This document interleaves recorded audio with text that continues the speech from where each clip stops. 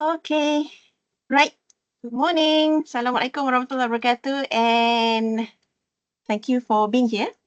So I understand that it's towards the end of the year, and I think we owe you lots of webinar series.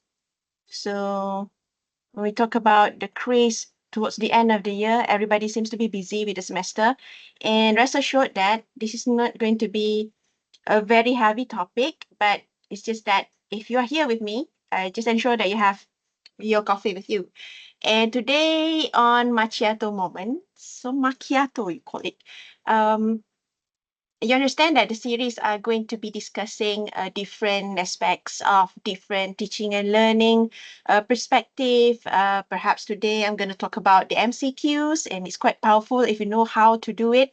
And rest assured that it can be helping as much as possible if you designed it quite extensively. If I may say, you can always check on designing the multiple choice questions, such as it simply serves the aim of having multiple choice questions or MCQ, but somehow when it comes to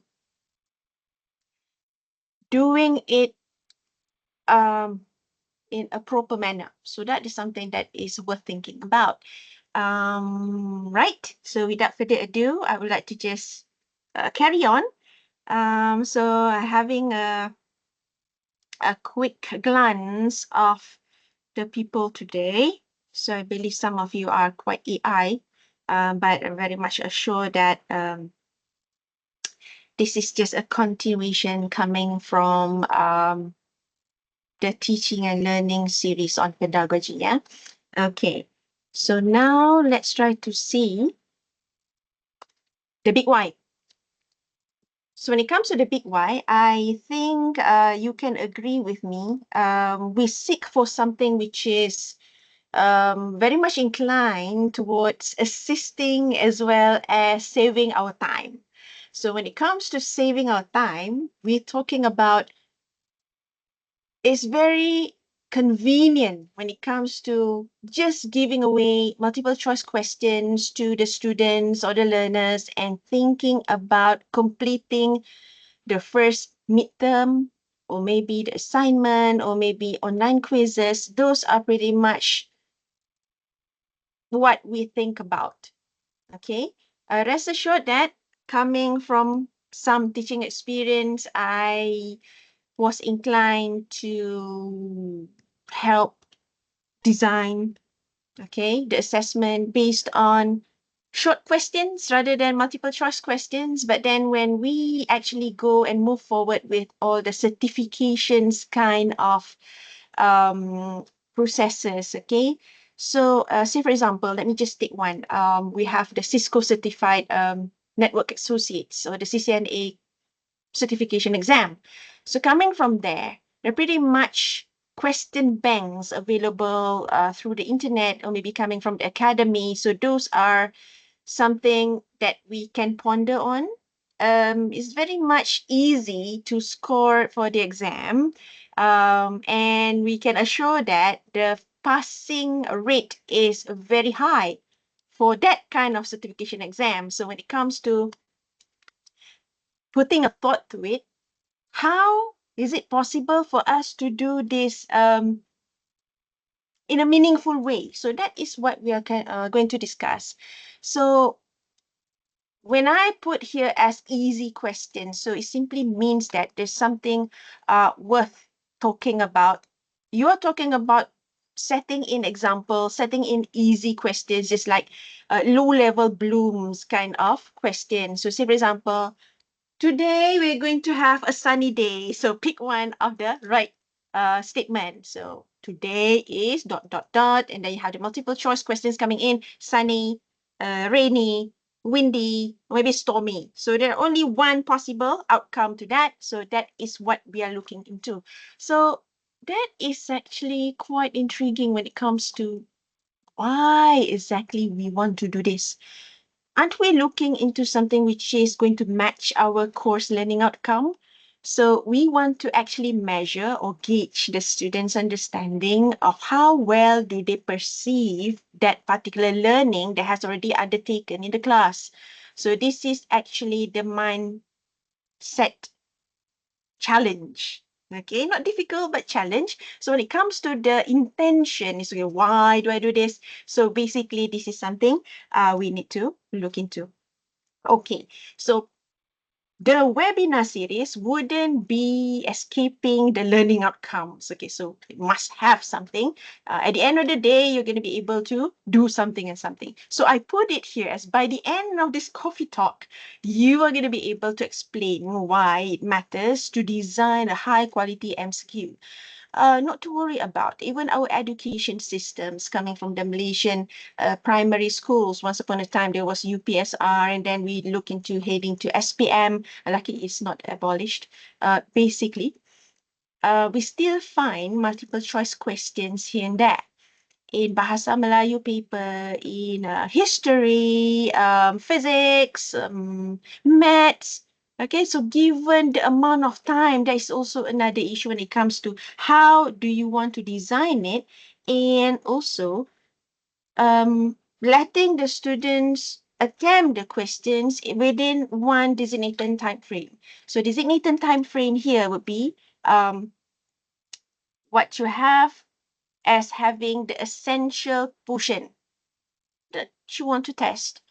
And also, at the end of the day, today, you're going to see what will be the flaws. Sometimes we want to ensure that nobody passes the exam, isn't it? So if you are with me, we are here to facilitate, we are here to test on their knowledge and assess so that they're going to be having a constructive feedback. So that is our intention in the first place. So we can provide constructive, corrective measures and many more. And for here, the design MCQ that assess high order thinking would move from just recalling what day is today, is stormy, is windy, is kind of, it's not out there, very straightforward. So we want to assess according to different Bloom's level. So if we can do that, then it's going to be very meaningful. And also to apply practical tips for writing, branching or stems, and then we also have options and also what is termed as distractors. So this is something which is complicated. Try to have to align your intention back to your assessment. Why do you want the students to attempt that particular assessment? It's very easy for us to do this in quizzes. But what will be the MCQ challenge? What can it measure? So basically, you can see these are very versatile assessment tool. It's just an option of A, B, C, D, or maybe A, B, C, D, E, or all of the above, or none of the above. So there's something that we can always check on later. I put it here as it could possibly be designed to cater for Bloom's level 3, apply knowledge, and then to also compare. So this is something which is going to be a bit of a higher level, take some time, coming from your own sweet time to design the assessment. So this is what we want to do it intentionally by design. So the key understanding will be able to see how exactly you can test the learners. So there are 5 things that you can see here. If I go first by looking to the first one, we have the recall and recognition. So this is whereby we can see that it identifies, remembers theory, concepts. So those are the things which is very basic, right? So those are foundational knowledge. So what's the temperature of a room temperature? So that is very much straightforward, and that is recall. And when it comes to conceptual understanding, so you are assessing whether or not the students understand the underlying principle. So meaning to test they understand. If I were to ask about the temperature just now, how do you apply it in a different context? So that is something that can be carried forward. Um, you know that I'm going through this because we want to design with a different Bloom's level or different outcome or different level of understanding. Yeah. and application of ideas. So basically, I have this, I have that. What can I do with this? So you add one number to another number, and what happens after that? So this is evaluating whether or not they understand the principles. So say, for example, binary to decimal conversion. Can they do that? Or vice versa. So that is something which is appreciable. And data interpretation. So this is something like you're giving like a stimulus, a diagram, or maybe a figure. Let the learner or the students understand or try to read the figure first and then try to see what matters. But of course, the question must be related to the figure number, and they are going to do analysis. Is it deduction or is it induction? So it's something that it can be nurtured, and you can teach that in class basically, but it takes longer time for the students to think. So it's no longer 1 minute, simply recall, but of course you need to do some calculation, or maybe you need to do, matching and then apply some concepts and then do this a nested kind of concept, kind of extraction. So there are a lot of things coming from that. Okay. Last but not least, it will be the problem solving. So when it comes to problem solving, this is something that you might have not think about much, because this is MCQ, multiple choice question. What kind of risk will there be if you put in a problem solving kind of question?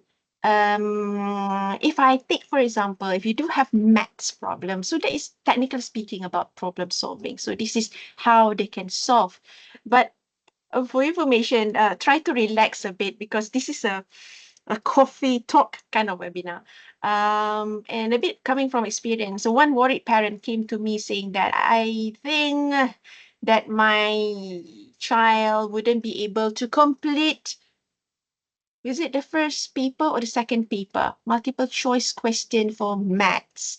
So within 2.5 hours, how much can be completed? That is also a bit of worrying, is it? Is the challenge, because you are presented with a question. Secondly, you are being presented by options of answers, and they're not very straightforward. And that is something critical for us to see. The intention here is not to confuse the learners, not to confuse the students, but our intention is to test their knowledge. And given that amount of time, 2.5 hours for 50 questions, I bet that you need a lot of practice in order for you to complete such questions. We're talking about maths. This is for SPM level. And let alone if it to be a language. Okay, so that language can, say for example, Malay language or Bahasa Melayu.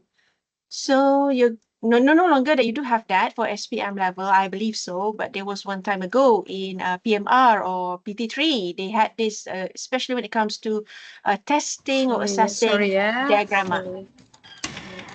The meeting. Right. Hi, Dr. V. Sorry about that. Having coffee? Having coffee with me? Okay. Hold on. Just a sip of coffee wouldn't do you harm. When we're talking about this, we were talking about the students having hard time and challenges when it comes to completing the whole multiple choice questions. Setting 50 MCQ questions for a 2.5 hours exam, if it to be just recall this one, it wouldn't be any problem. Students can be leaving the examination hall in just 20 minutes. Recalling, what much can we do? But if we were to say, oh, data interpretation, choose the right coding syntax, oh dear. So that is something which is very much of a hardship or a challenge for the students to spend more time to do this, right? And coming from there, let's look into a few more. We understand that it may be stuck to analysis because you're going to have some figures, but what MCQs cannot measure will be something that demand deep creativity, original thinking, something that they need to write, like open-ended kind of responses. So that one will be the deliberation for short questions or maybe essay writing. So those are pretty much wanting a different set of assessment type. So this is the generation of ideas. So this is not good. Unless that you can think about complete the possible ending for the above paragraph. I saw that in English, multiple choice questions. But that kills creativity.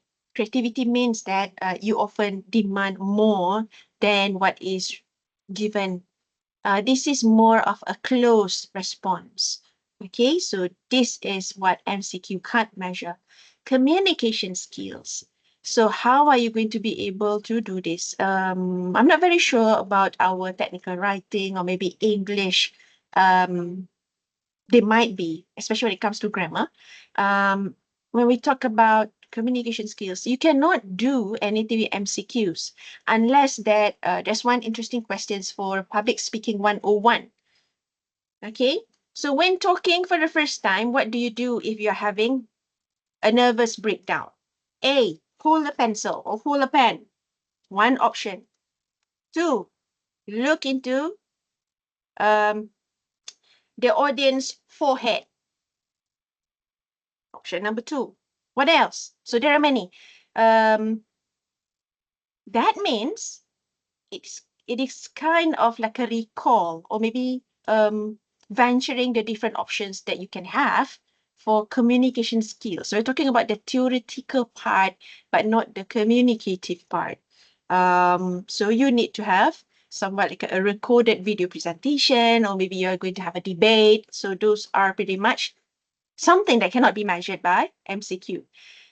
Extended reasoning. So for multiple step analysis, okay, so this wouldn't be able to be fully captured. And this is something that you need to scrap off. The idea is that you can't use a simple MCQ. But it's okay if you want to do it for the first preliminary level. Complex design processes. So when it comes to complex design processes, it is, you're talking about creation. Wow, that's Bloom's level what? Number 6, creation. Refinement, do it again and again. So that is not going to be able to be measured. So try to move or shift this kind of questions to a different set of approach. And one thing for sure, I put it here clearly, the strategic use is to have a balanced assessment plan. Not everything will be catered by MCQ, right? So the practice here in Unit 10, I can see that it's okay when it comes to calculation or calculative kind of questions or subjects or courses. That would be of a different strategy. But say, for example, you are doing something on theoretical portion, maybe a bit of social sciences subjects, those can be catered as much as possible. But understand the limitation. All right. So once in a while, I'm going to look into the chat box and then I'm going to have a break with a sip of coffee and see. Hello, Dr. Chua coming from Xi'an. How are you? Are we sharing the same time zone? Hello, Okay. doctor. Oh, hi. It's very Hi. clear. Yes, we are in the same time zone. Cool, cool, cool. Okay. So let me proceed. Good to know that you're okay. The anatomy of a powerful MCQ. So what do you see? STEM here is nothing about the tree, but it is of branching. Okay, where to go to next. So these are the essential components, and it's going to serve a specific purpose in creating a valid, reliable instrument. Perhaps I haven't actually got the time to have a webinar on how to use lesson, the activity type on Brighton to do scenario branching. So this is very much attractive. Maybe I'll just save it for next year. And let's talk about STEM, STEMming, not STEM, STEM, science, technology. Yeah.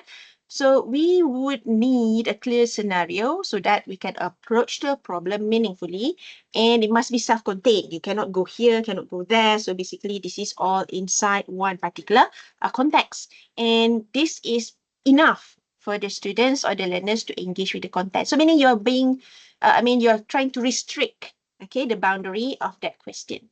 Number two, we have options. So the powerful MCQ, the components must be logical, okay, plausible is logical, and parallel choices that maintain grammatical consistency. So this is something that is very funny sometimes. Why? Sometimes you want to give a hint to the student saying that, okay, today, what's the weather today? So A, stormy, B, rainy, C, a bit cloudy with meatball, okay, and then D, a high chance of rain. They are inconsistent.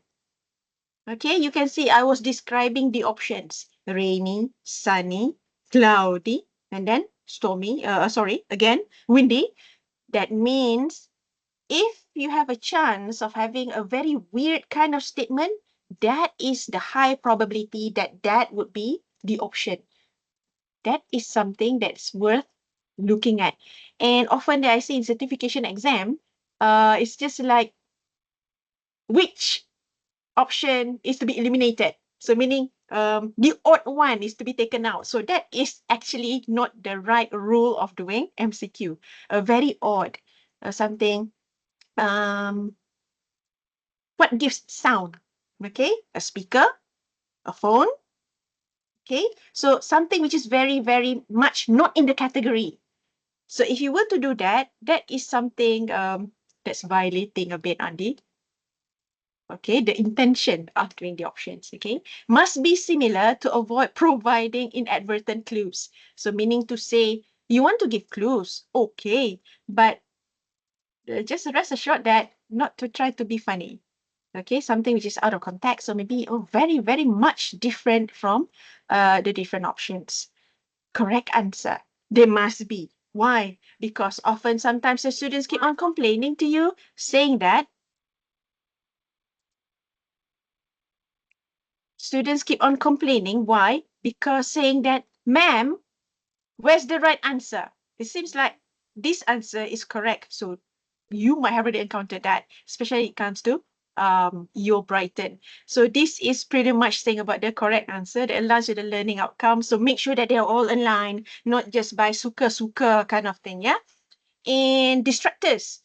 When I say distractor, it says that incorrect options that reveal common misconceptions or errors. So this one seems to be, this is weird. Why is it here in the options in the first place? Is it not in a different topic? It's very obvious. So these are the distractors. So you could, but the intention is to give the same set of options in the same category. Okay, so which coffee is the best? Listen to the question. Which coffee is the best? Hot chocolate, matcha tea, macchiato, flat white. So it's very obvious the first and the second options are not in the same category. So you do not have to opt for easy way out for the students. You are to assess the students' understanding. So this is something very much, sometimes it's worrying. Sometimes you're trying to be funny, and sometimes this is very weird. Okay, the students are going to be seeing you like, why does madam do this? Okay. Feedback. So when it comes to feedback, explanatory information that helps learning, particularly valuable in LMS environment, where immediate feedback enhances the educational experience. So how many of you actually put in feedback on your Brighton quiz questions? Tana, correct answer. What is the feedback? You should reaffirm on that particular option saying that, correct, this is due to what and what. So that feedback is almost instantaneous and it can be planted or can be designed in your Brighton. And I say Brighton here to those external people, we're talking about our model LMS. Let's move on. Okay. Okay, because I'm in a different screen. Okay. Now, so let me share with you. So writing strong snaps, branching, yeah? Okay, so what are the characteristics of effective STEM? This shall be the foundation of your MCQ. So this must be clear, concise, and also self-contained. And it's also partly to be meaningful. If it's not meaningful, then it's something that you need to worry about. So meaningful problem without giving away clues through grammar, lang, or logic patterns. So this is a pitfall. This is a trap. Because when you want to design a question, don't you think that you do not want any of your students to score very perfectly, right? 100 upon 100. Wow, that must be something about the design of the questions. Coming from 2000, starting from my data communication and network course, I always introduce my first test with multiple choice questions. There are 15 to 20 multiple choice questions with two different levels. Why two different levels? The first level is the one which is direct. Today is ... sunny, rainy, windy, stormy. Very direct kind of hit. Level 2, given the statements below, 1, 2, 3, 4, which one closely describe the transmission control protocol? It's about something, it's a concept. And then the options down there will be for the students to select. Level 2, yeah? A, 1 and 2. B, 1, 2, and 3. C, 2, 3, and 4. D, all of the above. Okay, so that is level 2 kind of multiple choice questions. And coming from experience, again, I can say that nobody gets a perfect score if you design it properly. This is not to penalize the students, but the thing is that our intention is for the students to learn something. And aligned to it is also that I have to prepare them for the certification exam. So the Unit 10 exam must be somewhat like of the same par or at least higher than the CCNA exam. That was 15 years ago. All right. Now, the strong stems we're talking about here is to avoid the unnecessary words. Some of you are saying that this is clutter. Clutter, what does that mean? There's so many words. Sometimes they're bombastic words. So avoid that. Just make sure that it is very much, if you're teaching technical subjects or not social sciences, or maybe you're teaching grammar, the thing is that try to substantially reduce the technical term.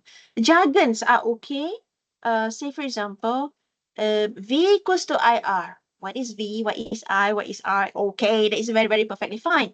But we're talking about to remove as much as possible the cognitive load. Because sometimes it's messy. Students are trying to understand the statement at the same time trying to solve the question. So this is like very, very complex kind of information you're looking at. So weak STEM example, photosynthesis is a process that plants use to make food, and it happens in the leaves where the chlorophyll is found. And why do you have the and? So that means you are trying to complete the whole sentence with some plausible or logical statement that is sensible. Well, the thing is that this stem is kind of verbose, unfocused, do not present clear question or problem to solve. It's not a problem to solve. That's one thing.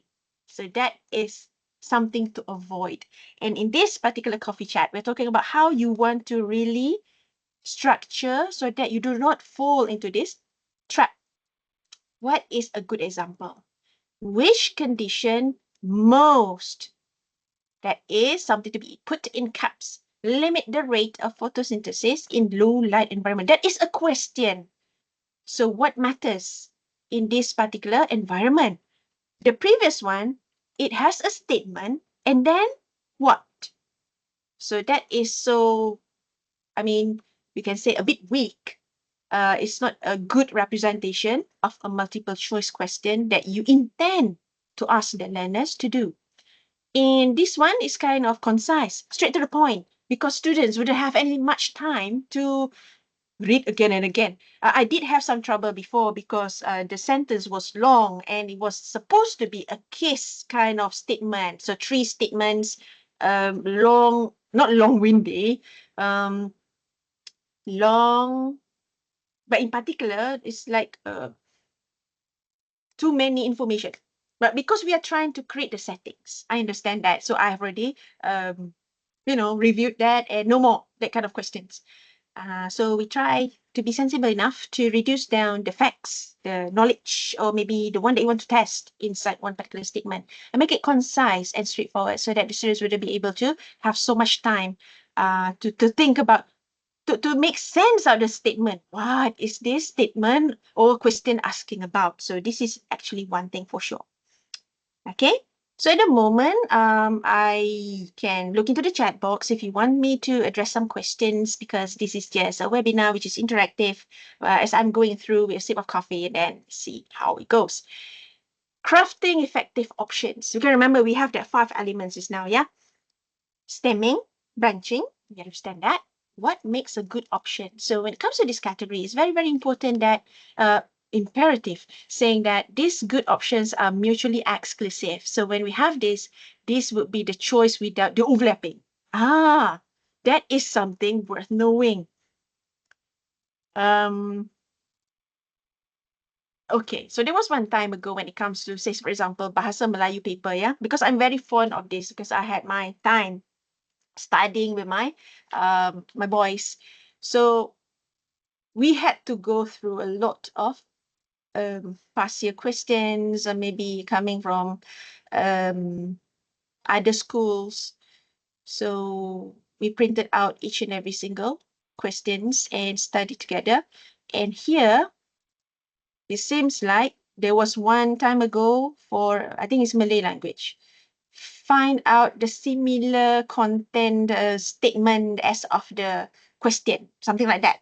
All right. So it's a bit tedious, but you could, because the intention, the learning outcome is there, is trying to assess the understanding of the students on the context of the statement. So that is actually the course learning outcome. So basically, that one can be done, but at the university level, aren't we more curious on testing or assessing the students' understanding for that semester basis, whereby it is closely attached or linked to your course learning outcome? So it is very much the logical if we try to avoid this kind of overlapping kind of answers or options. Options here are the A, B, C, D. Okay. And it says here the learners shouldn't be able to select, hold on, shouldn't be able to select multiple correct answers for different reasons, meaning to say they are supposed to be way different, but not too different. There's always something there that you want to confuse people. There's always one intention about multiple choice question, not very direct. You want to confuse people. So get away from the intention, yeah? Okay. Next, similar in length and structure. Okay, so obviously this is about constructing the question, the options. Okay, one is longer and more detailed. I believe we have gone through the, what we call that, the PXD modules on integrity, and also the other one on safety, right? On OSH. So that one is one good example. So basically, which one doesn't match? Which one you should cross out? And then there's suddenly one redundant statement which collects every single facts coming from the definition, and then that is actually the true option, the right answer. So people can think about it. So there is a pattern. So try to ensure that this one is the right, to get away coming from giving the impression saying that this is the longer one should be sensible enough to be picked up as the right answer. So that is something that you need to understand. Plausible but incorrect. Oh, are you trying to trick me? So that is what the students feels most of the time. So distractors shouldn't be believable to the learners. False belief. Who haven't fully mastered the content. Oh dear, you're not going to trick your students on this, please. Okay, they look similar. Oh dear. And one thing for sure, when it comes to multiple choice questions, even the font size does matter. Even the figure would matter the most. What if the student missed some of the information there? It looks yes, like a yes, but there's no difference between A and B except for the signage, maybe a plus and a negative sign, or maybe brackets. Uh, but you are inviting the students to think differently, and they are yet to master the content. Go back to your intention. All right. So that is something about creating the options. I understand that you want the students to go through, okay, the significant amount of hardship or challenge in order for you to have a convenient multiple choice question kind of test. Okay. So isn't that wicked? Right? It's a bit evil. Okay.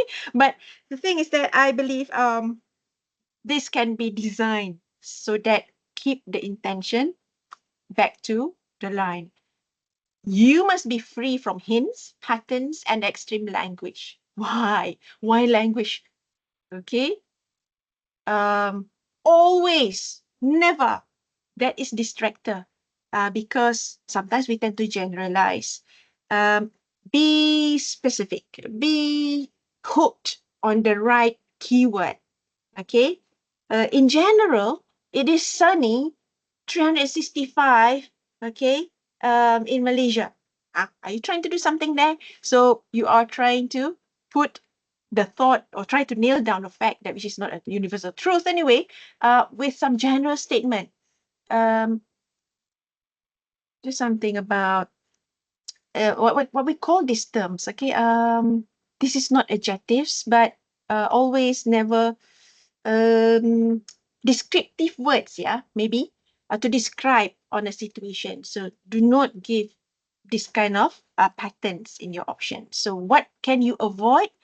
Okay, all of the above matters. None of the above does matter. So this is problematic. But remember, um, coming from a very long way studying with the kids, okay, I saw this perfectly in one of the national exams, all of the above, none of the above. And it's quite worrying because you're going to spend more time to investigate whether or not all the options are correct, or maybe I'm doing it wrong, or I haven't made the right choice. So you keep on thinking, and yeah. So this is something that you should avoid. It's problematic, confuses people, right? One, two, or three, or is it one or two? And then you left the examination hall with, is it one or two just now that you did? Or maybe you keep on thinking about it. So you replay, okay, all your attempts. So try to avoid this. Now, using distractors to diagnose learning. This is very, very powerful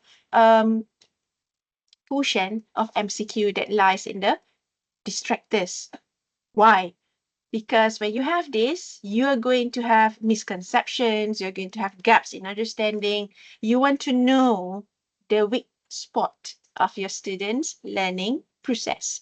And here will be the common mistakes, errors that frequently occur when learners rush or overlook details in the problem. So this is very true.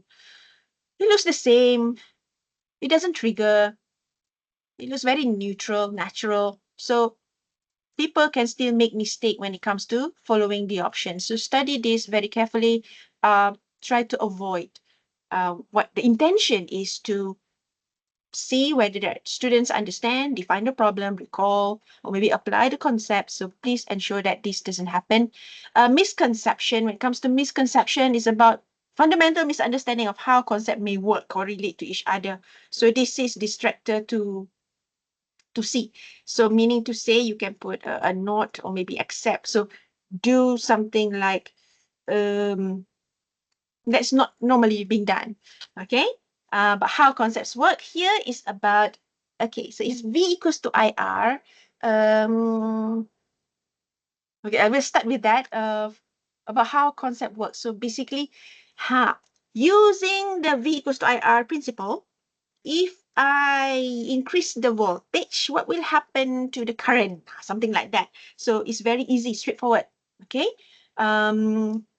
But then keeping the R constant. So those are very much appreciated.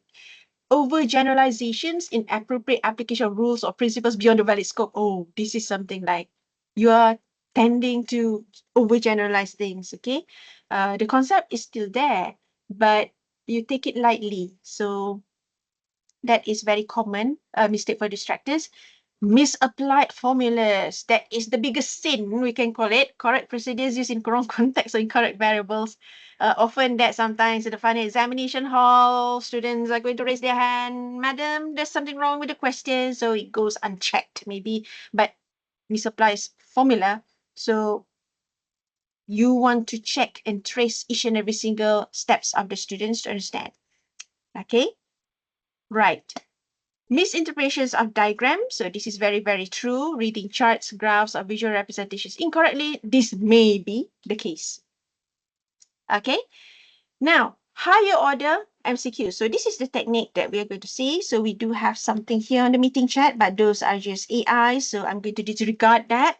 Okay. So let's have a sip of coffee while we're still enjoying this and you're noticing so much of Ohm's law, V equals to IR, because it comes from previous experience. Yeah. Do you have any questions so far that you wish to ask? This is the time. Okay.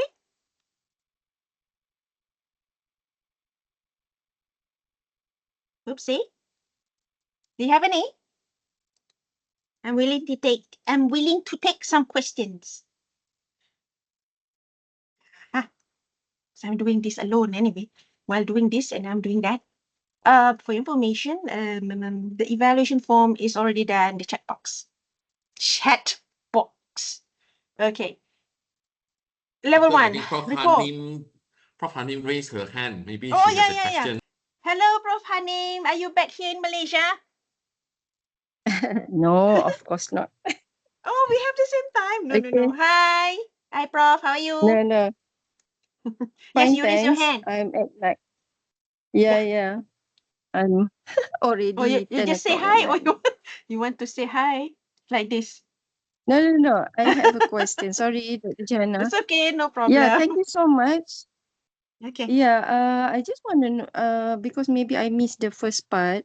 I Yeah. just want to know, like, if you have, like, the engineering questions or maths questions. I think engineering lah, because engineering Okay. we have like long problems. But normally some people want to have it easy way because they want to mark Yes. very easy. So they have Okay. this MCQ. Yeah, Okay. what is your suggestions if we have a application problems? Yeah. Yes. Okay. Thank you for the question, Prof. Hanim. This is very interesting. It can make your life easy if you can design it well. But for long-winded kind of questions for maths, probably, or maybe, say, for example, maybe you're teaching thermodynamics, for example. Okay. And then there'll be like a question and there's a graph. Then you're going to check on some of the saturation heat, they call it. Maybe specific. Only one question will do. It's a direct answer. It's just to test on the low level. Apply knowledge. Yeah, It this cannot one. be like Not it cannot long-winded. be like Yes. okay. I Very understand. easy to recall and apply the maths formula straight away. And then if you want to upgrade a bit, this is the super, I can't remember, the superheated thing. Okay, the graph, show it. And then what can you interpret from the graph? Very direct. Yeah.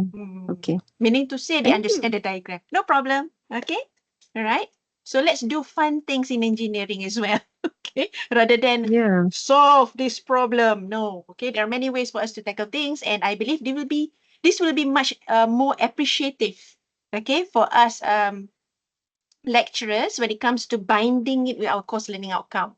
So I find it very useful because if I were to design the questions, say for example, 20 questions, the first 5 is for the low level. The next 5 is to cater for this. So meaning to say, if they don't do well in the next 5 questions, for example, question 6 to 10, then I can straight away give some feedback on that. So it's very much objective, we call it.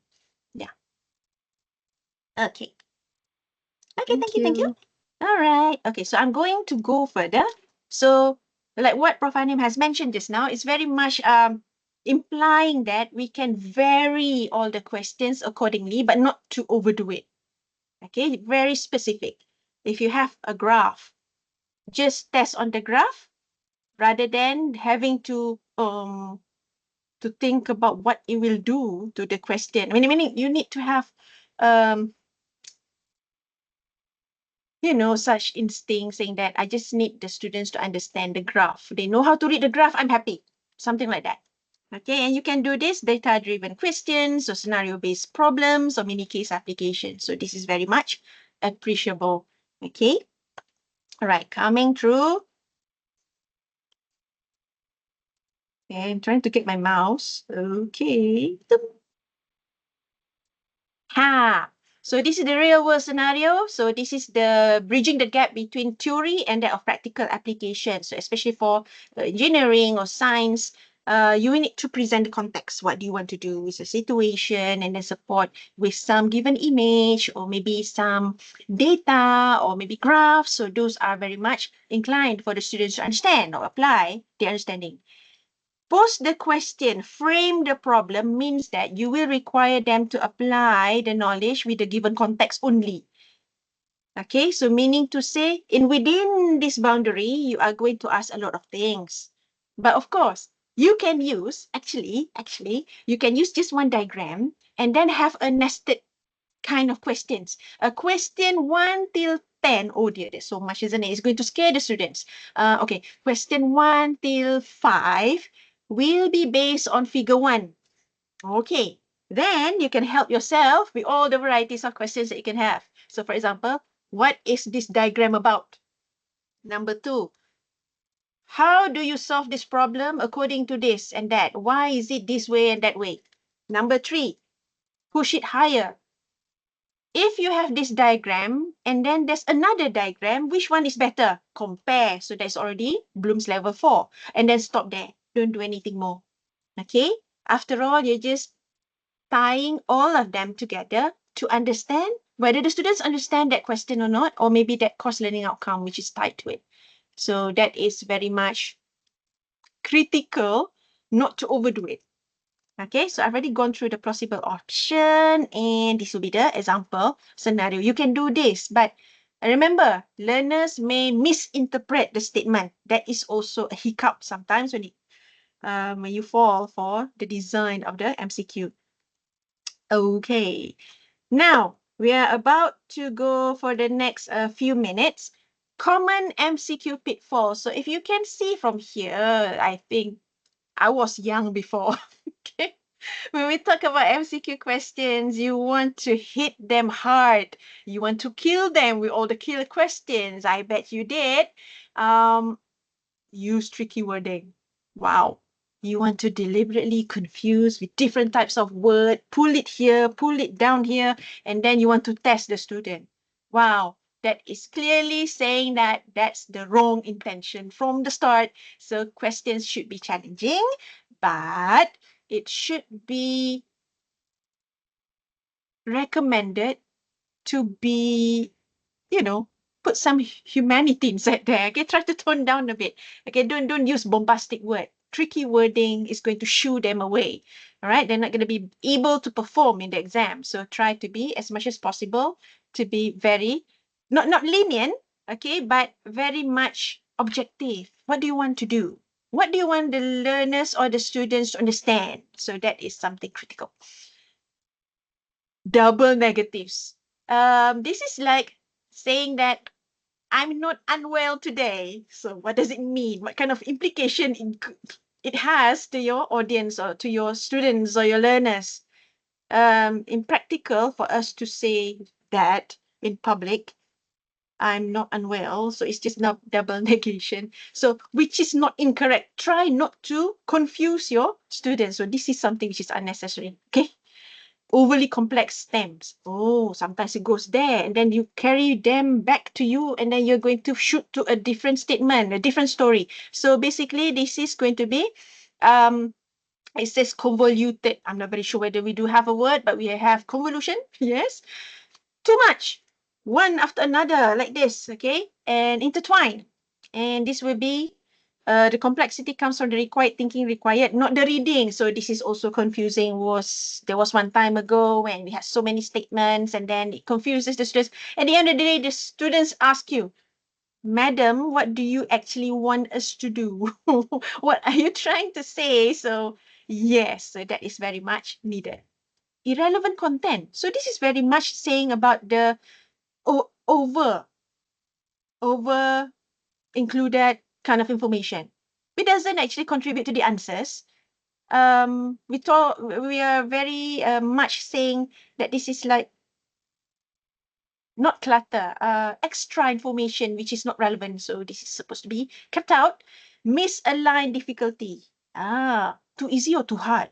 So this is reducing the item's discriminative power. So the questions that are too easy, oh dear, everybody's going to score, isn't it?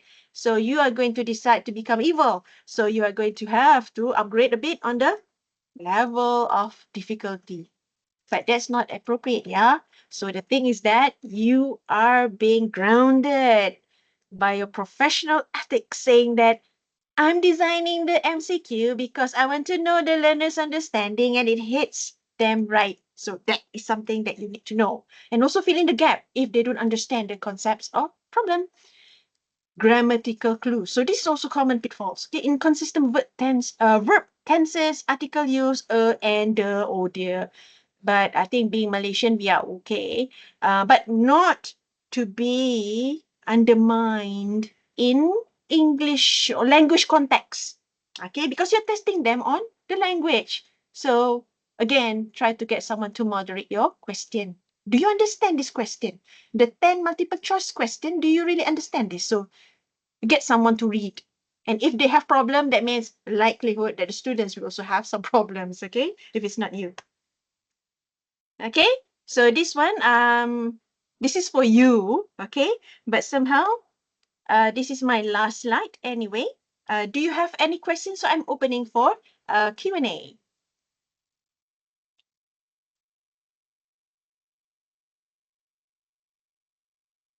You may raise your hand if you want to.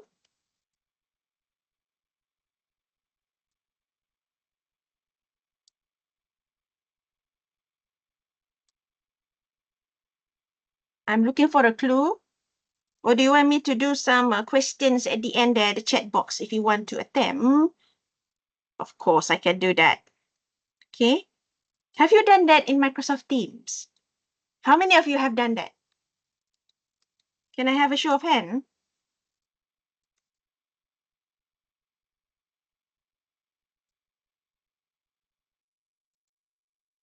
Okay, hold on, yeah. This is for internal.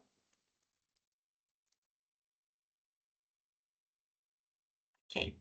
Yes, have you done anything like that, a multiple choice question within Microsoft Teams? Have you done that? I believe we did that during COVID time. Okay.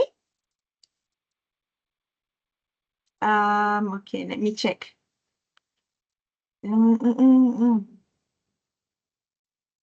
Okay, you can't do it directly in Microsoft Chat. Okay, but you can include a form, Microsoft Forms for A, B, C, and D. Then you can actually send this there in the chat box. Okay, so maybe I can revisit that later for a different webinar series. Okay, so it's 11:27. I'm about to sign off.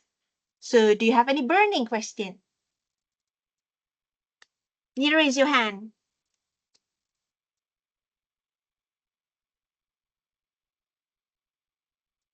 Okay, so on that note, I believe, okay, we have Mr. JK here. Hello, JK.